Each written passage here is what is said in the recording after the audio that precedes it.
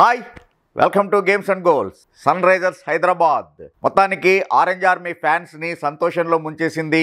అందులోనూ పటిష్టమైనటువంటి టీం మీద అద్భుతమైనటువంటి విజయాన్ని సాధించి, yes of course Abhishek Sharma got back his form. IPL హిస్టరీలోనే ఒక ఇండియన్ బ్యాటర్ సాధించినటువంటి highest individual score Abhishek Sharma సాధించాడు, 141. అంతకుముందు కేఎల్ రాహుల్ పేరు మీద ఉండేదే, అది 132 not out. But anyway, now he is the third batter in IPL history to score a highest individual score, apart from that Chris Gayle and Brandon McCullum in the first edition itself. McCullum created a history, and of course then Gayle 175. Now it is 141. So మొత్తం మీద home గ్రౌండ్లో కూడా ఇంతకు ముందు ఆడినటువంటి 2 మ్యాచ్లని ఓడిపోయి, అందులోనూ last year LSG మీద అద్భుతమైనటువంటి విజయాన్ని నమోదు చేసుకున్నటువంటి అదే టీం మీద ఘోరంగా ఓడిపోవటం అనేటువంటిది సన్ రైజర్స్ ఫ్యాన్స్ని కొంచెం ఇబ్బంది పెట్టింది. ఈవెన్ ఆ తర్వాత మ్యాచ్ కూడా ఓడిపోవటం అనేటువంటిది. బట్ నిన్న ఇట్స్ ఎ బ్యూటిఫుల్ విక్టరీ. అందులోనూ మొట్టమొదట శ్రేయాస్ అయ్యర్ చాలా చక్కగా బ్యాటింగ్ చేస్తూ ఉన్నటువంటి ఇది. సో కాబట్టి మొట్టమొదటి అసలు శ్రేయాస్ అయ్యరే 100 గ్యారంటీ అనుకున్నాం. 1 point of time it's more or less 260, 270 on the cards అనుకునేటువంటి దాన్ని 245కి వాళ్ళని రిస్ట్రిక్ట్ చేయడం అనేటువంటిది it's a good comeback by పర్టికులర్గా హర్షల్ పటేల్. చాలా అద్భుతమైనటువంటి బౌలింగ్ ప్రదర్శన. నిన్న ప్యాట్ కమిన్స్ క్యాప్టెన్సీ చాలా బాగుంది. షమీ ఆఫ్ కోర్స్ నిరాశపరిచాడు. He conceded 75 runs. Unfortunately he is the second bowler to concede more runs in a single match. 4 ఓవర్స్లో 75 రన్స్ వితౌట్ ఏ వికెట్. ఇదే ఆర్ఆర్కి ఆడుతున్నటువంటి జోఫ్రా ఆర్చర్ మన మీద 76 రన్స్ కన్సీడ్ చేసి he stands in first place. So అది ఒకటి మినహాయిస్తే కనుక మిగిలినటువంటిది, పర్టికులర్గా మలింగా ద డెప్టెంట్ అద్భుతంగా బౌలింగ్ చేశాడు. ఈవెన్ జేషన్ అన్సారీ అద్భుతంగా బౌలింగ్ చేశాడు. సో ఇవన్నీ మనం చూసినటువంటిదే. అయితే నిన్నటి విక్టరీతోటి ఎస్ఆర్హెచ్ ఆశలు ఏమైనా మెరుగుపడ్డాయా? SRH runner up 17th edition. So got away hopes అనేటువంటివి, ఆ ఎక్స్పెక్టేషన్స్ అనేటువంటివి ఆరెంజ్ ఆర్మీ ఫ్యాన్స్లో ఉన్నాయి at the start of the 18th edition. Even ఇంకా మాట్లాడితే కనుక ఈసారి 300 రన్స్ గ్యారంటీ ఐపీఎల్లో అనేటువంటిది, అది గ్యారంటీగా ఎస్ఆర్హెచ్ సాధిస్తుంది అనేటువంటి అంచనాలు చాలా పెరిగిపోయి ఉన్నాయి. దానికి బలాన్ని చేకూరుస్తూ ఫస్ట్ మ్యాచ్లోనే, అందులోనూ ఆర్ఆర్కి విరుద్ధంగా జోఫ్రా ఆర్చర్ లాంటి బౌలర్ ఉన్నటువంటి దాన్ని, ఆ టీంని ఎదుర్కొంటూ 286 సాధించడంతో ఆ హైప్ అనేటువంటిది ఇంకా పెరిగింది. బట్ ఆ తర్వాత మన వాళ్ళు ఓడిపోయినటువంటి విధానం కొంచెం బాధను కలిగించినా కూడా అగైన్ 246 చేస్తూ గెలవటం it's a very good victory. So ఇంకా ఇప్పుడున్నటువంటి ఆప్షన్స్ ఏంటి? ఎస్ఆర్హెచ్ ప్లే ఆఫ్కి వెళ్తుందా? ద ప్రైమ్ టార్గెట్ ఎనీవే ఏ టీంకైనా కానీ మొట్టమొదట ప్లే ఆఫ్కి వెళ్ళటం, టాప్ 4లో నిలబడటం, ఆ తర్వాత అఫ్కోర్స్ టాప్ 2లో ఉండేటువంటి ప్రయత్నం చేస్తాయి. Then again finals and cup గెలవాలి అనేటువంటి ప్లాన్లలో ఉంటాయి ఏ టీం అయినా కానీ. సో ప్రైమ్ టార్గెట్ అనేటువంటిది టాప్ 4లో ఉండటం. టాప్ 4కి వెళ్ళేటువంటి అవకాశం ఉంటుందా?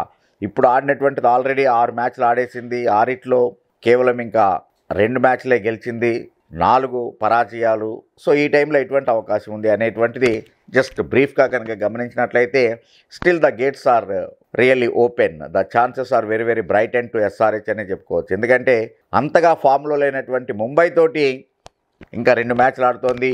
ఒకటి కమింగ్ అప్ ముంబైలోనే ఆడబోతోంది. ఆ తర్వాత మళ్ళా సేమ్ ముంబైని హోమ్ మ్యాచ్లో కూడా ఫేస్ చేయబోతోంది. సో ఆ 2కి 2 కనుక గెలిచేట్లయితే మొట్టమొదట మన అవకాశాలు చాలా మెరుగుపడతాయి. ఈవెన్ ఆ తర్వాత హోమ్ అడ్వాంటేజ్ తీసుకునే విధంగా కనుక చూసినట్లయితే ముంబైతో ఒక మ్యాచ్ ఆడుతోంది, కేకేఆర్ తోటి ఒక మ్యాచ్ ఆడుతోంది, ఇన్ బిట్వీన్ ఢిల్లీతో ఒక మ్యాచ్ ఆడాలి హైదరాబాద్లో. సో ఢిల్లీ కొంచెం టఫర్ సైడు, సో కాబట్టి కొంచెం కష్టమేమో అనుకున్నా కూడా, బట్ ముంబైని అండ్ కేకేఆర్ని ఓడించేటువంటి అవకాశాలు చాలా చాలా ఎక్కువగా ఉన్నాయి. కాబట్టి హోమ్ మ్యాచెస్ ఆ రెండింటినీ కనుక గ్యారంటీగా తీసుకునేట్లయితే అదొక 2 మ్యాచ్లు, ఆ తర్వాత ముంబైలో కొట్టేటువంటి అవకాశం ఉంది. సో కాబట్టి అదొక మ్యాచ్. ఈవెన్ ఆ తర్వాత మనం చెన్నైలో ఆడాలి. సో కాబట్టి చెన్నై ఇప్పుడున్నటువంటి ఫామ్ని చూసుకుంటే కూడా గెలిచేటువంటి అవకాశాలు ఎక్కువ ఉన్నాయి. ఎందుకంటే వాళ్ళు చెన్నై విషయాన్ని చూస్తే మనం నిజంగానే చాలా జాలేస్తోంది ధోని టీంని చూస్తే. సో కాబట్టి చెన్నై మీద గెలిచేటువంటిది. ఈవెన్ యాక్చువల్గా బెంగళూరుతో ఆడాలి మనం. బెంగళూరులో కొట్టచ్చు అనేటువంటిది already the Siraj led pace attack Gujarat titans prove చేసి చూపించింది. సో అందుకని బెంగళూరులో కూడా మనం కొట్టేటువంటి ఒక వే యాక్చువల్గా ఇప్పుడున్నటువంటి ఎస్ఆర్హెచ్ బ్యాటర్స్కి వచ్చినటువంటి ఫామ్ని దృష్టిలో పెట్టుకుంటే. So considering all these, even Gujarat తోటి మనం గుజరాత్లో వాళ్ళ హోమ్ గ్రౌండ్లో ఆడాలి, ఎందుకంటే ఇక్కడికి వచ్చి మన వాళ్ళు కొట్టేళ్ళారు కాబట్టి దానికి ఒక స్వీట్ రివెంజ్ తీసుకునే అవకాశం ఉంది. సో ఓవరాల్గా మిగిలినటువంటి మ్యాచ్ల్లో మాత్రం ఈసారి ఎస్ఆర్హెచ్ గెలిచేటువంటి అవకాశాలు ఎక్కువ ఉన్నాయి. అవుట్ ఆఫ్ దట్ డెఫినెట్గా 5 మ్యాచెస్ అయితే మినిమం గెలిచేటువంటి అవకాశాలు కనబడుతున్నాయి కాబట్టి, సో 5 అంటే అదొక 10 points, already 4 on the board, so 14 points అయితే మినిమం ఉండేటువంటిది ఉంది. ఇంకొక match something favours in your way డెఫినెట్గా ఒకటి గెలిచేటువంటి. సో ఓవరాల్గా చూస్తే కనుక ఇప్పటికి ఎస్ఆర్హెచ్కి నిన్నటి విజయంతో ప్లే ఆఫ్కి వెళ్ళేటువంటి అవకాశాలు చాలా మెరుగుపడ్డాయని చెప్పేసి అనుకోవచ్చు. ఎందుకంటే మొట్టమొదట ఎస్ఆర్హెచ్ ఓడిపోయినటువంటి అంతకు ముందు మ్యాచ్ని మనం గమనిస్తే కనుక ఈవెన్ యాక్చువల్గా బౌలింగ్ కాంబినేషన్ సరిగా లేకపోవడం అనేటువంటిది. యాడమ్ జాంపాని కొన్నాం కాబట్టి ఖచ్చితంగా అతను ఆడించాలి అనేటువంటి ఉద్దేశంతో ఉండటం ఒకటి. సో అతను చాలా ఎక్స్పెన్సివ్గా ప్రూవ్ అవుతూ ఉన్నాడు, వికెట్ కూడా తీయలేకపోతూ ఉన్నాడు. సో అట్లాంటి తరుణంలో ఒక మంచి డెసిషన్ తీసుకొని జాంపాని యాక్చువల్గా కూర్చోబెట్టడం ఒక ఇదైతే కనుక, ఈవెన్ యాక్చువల్గా అభినవ్ మనోహర్ లాంటి వాళ్ళని కూడా కూర్చోబెట్టడం అనేటువంటిది. సో కాబట్టి ఎవరైతే టీంకి బరువుగా ఉన్నారు, ఫామ్లో లేరు అనేటువంటి వాళ్ళని క్లియర్గా కూర్చోబెట్టి విన్నింగ్ కాంబినేషన్ ఏంటి అనేటువంటిది at least in the 6th game అయినా సరే SRH management that coaching staff కనుక్కోవటం అనేటువంటిది ఆనందకరమైనటువంటిది. పర్టికులర్గా మలింగాని తీసుకొని రావటం, ఈవెన్ యాక్చువల్గా జేషన్ అన్సారీ ఫామ్లోకి రావటం అనేటువంటిది ఉండటం అనేటువంటిది. నిన్నటి మ్యాచ్ని గమనిస్తే కనుక out of 20 16 overs medium pacers. షమీని కనుక బ్యాట్ డే ఆఫ్ కలర్ ప్రతి వాళ్ళకి ఉంటుంది. సో కాబట్టి షమీకి ఆఫ్ కలర్ నిన్న అనుకునేట్లయితే కనుక దాన్ని పక్కన పెట్టేట్లయితే మిగిలినటువంటి పర్టికులర్గా అటు హర్షల్ రాణా కావచ్చు, ఈవెన్ ప్యాట్ కమిన్స్ అంత వికెట్ తీగిపోయినా కూడా ఆ వికెట్ యొక్క బిహేవియర్ని దృష్టిలో పెట్టుకున్నప్పుడు conceding 10 runs per over is okay, it's a good economy కిందే మనం భావించాలి. సో అందుకని కమిన్స్, ఈవెన్ యాక్చువల్గా దిస్ మలింగా, మనకి 3 మంచి మీడియం పేసర్స్ అందుబాటులో ఉన్నారని. Shami on his day definitely he is unplayable. So అందుకని మనకి పేస్ అటాక్ మెరుగుపడటం అనేటువంటిది ఒకటి కలిసి వస్తుంటే గమనించాల్సినటువంటిది even left arm spinner Abhishek Sharma bowling చేయలేదు ఇంకా నిన్నటి మ్యాచ్లో. సో కాబట్టి Abhishek Sharma is a good option మనకి ఉండనే ఉన్నాడు. ఈవెన్ ఇంపాక్ట్ ప్లేయర్గా రాహుల్ చహర్ని ఇంకా మనం అసలు ఉపయోగించనే లేదు. సో కాబట్టి అతను ఒక మంచి ఆప్షన్ ఉంది. సో అందుకని ఈవెన్ యాక్చువల్గా మనకి ఎట్లాగో జేషన్ అన్సారీ ఈజ్ డూయింగ్ గుడ్. అందుకని యాక్చువల్గా మనకి ఈసారి బౌలింగ్ వనరులు కూడా మొట్టమొదటి 5 మ్యాచ్లని గమనిస్తే కనుక బౌలింగ్ ఏంటి ఇంత వీక్ అయిపోయింది, ఆఫ్టర్ ఆల్ ఒక భువనేశ్వర్ కుమార్ని వదిలేస్తేనే ఇంత వీకెన్ అవుతుందా అనేటువంటి పరిస్థితి నుంచి yes we have good bowling options అనేటువంటిది ప్రూవ్ అయింది నిన్నటి మ్యాచ్ తోటి. Plus batting of course on top Travis Head and Abhishek Sharma మంచి ఫామ్లోకి రావటం.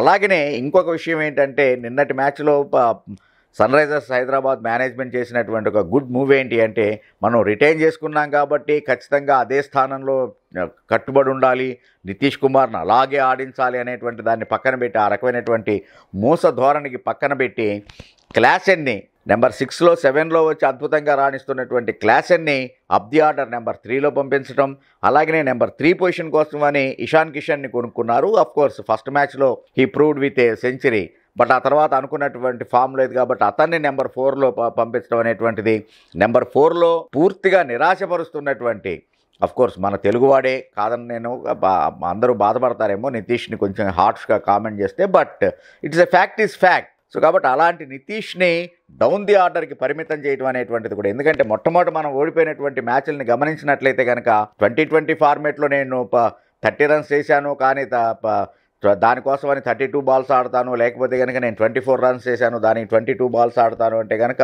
కుదరదు.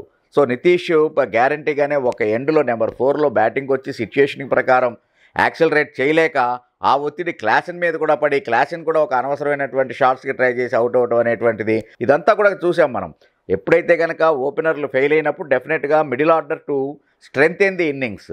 సో అందుకని నితీష్ని నెంబర్ 4 స్థానం నుంచి కాదురాబాయ్ నీకు ఇది కాదు, డెఫినెట్గా నేను డౌన్ ది ఆర్డర్ రావాలి అనేటువంటి విధంగా ఒక సిగ్నల్ ఇవ్వడం మేనేజ్మెంటు, అది మనకి కలిసి వచ్చింది. సో ఓవరాల్గానే బ్యాటింగ్ ఆర్డర్లో ఆ రకమైనటువంటి కుషన్ని తీసుకోవటం, అటు అప్ ది ఆర్డర్ క్లాసెన్ లాంటి వాళ్ళని తీసుకొని రావటం, ఆ తర్వాత నితీష్ కుమార్ని కిందకి పంపించడం, ఇదొకటి మంచి సైన్. సో ఓవరాల్గా ఏ పొజిషన్లో ఎవరు బ్యాటింగ్ పనికొస్తారో అనేటువంటి దాన్ని గమనించటం, బౌలింగ్ ఆప్షన్స్ మనకి ఉన్నటువంటి రిజర్వ్ బెంచ్ ఏంటి, ఎవరిని మనం ఉపయోగించుకోవాలనేటువంటి దానిగా ఆలోచించడం, ప్లస్ కమిన్స్ కూడా పరిస్థితుల్ని అర్థం చేసుకుంటూ మెచ్యూరిటీని చూపించడం నిన్న దీని మీద క్యాప్టెన్సీలో ఆన్ ఫీల్డ్.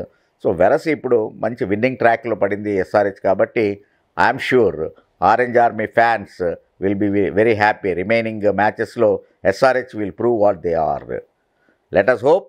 డెఫినెట్గా ఎస్ఆర్హెచ్ రన్నరప్గా ఉన్నటువంటిది మరొకసారి ఈ ఏడాది కూడా మొట్టమొదటి ప్రైమ్ టార్గెట్ అయినటువంటి ప్లే ఆఫ్కి మాత్రం గ్యారంటీగా వెళ్తుంది అని చెప్పగలను. Thank you. Thanks for watching games and goals.